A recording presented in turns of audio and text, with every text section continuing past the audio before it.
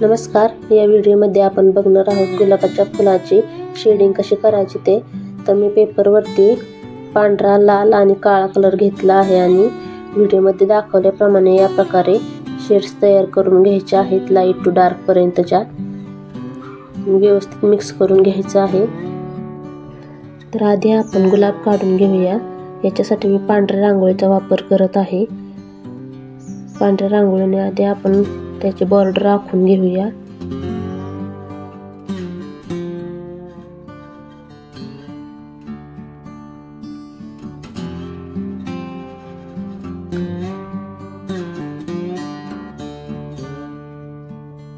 अशा प्रकारे आपल्या गुलाबाच्या बॉर्डर आखून तयार झाले आहे। तर याच्यामध्ये सुरुवातीला आपण गुलाबाच्या मध्यभागी डार्क शेड्स देणार आहोत आणि प्रत्येक पाकळीमध्ये ही बेसला डार्क कलर देणार आहोत।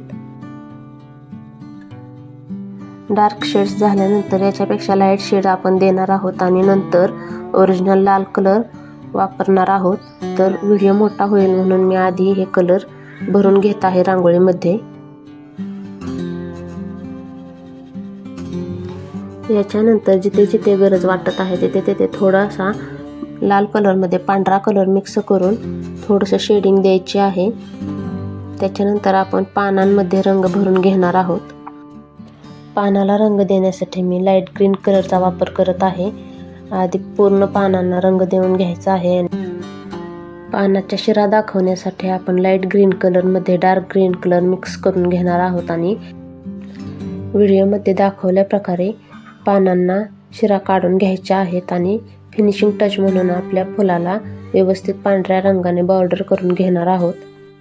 बॉर्डर आखून झाल्यानंतर आपण मध्यभागी थोडीशी डिझाईन काढणार आहोत, म्हणजे फुलाच्या बाकीच्या पाकळ्या आतमध्ये मिटलेल्या आहेत असे दिसेल। तर आपली फुलाची रांगोळी काढून तयार झाली आहे। आजच्या व्हिडिओमध्ये इतकंच। भेटूया मग पुढे नवीन व्हिडिओ बरोबर। व्हिडिओ आवडला असेल तर व्हिडिओला लाईक करा, शेअर करा आणि माझ्या चॅनलला सबस्क्राईब करायला विसरू नका। धन्यवाद।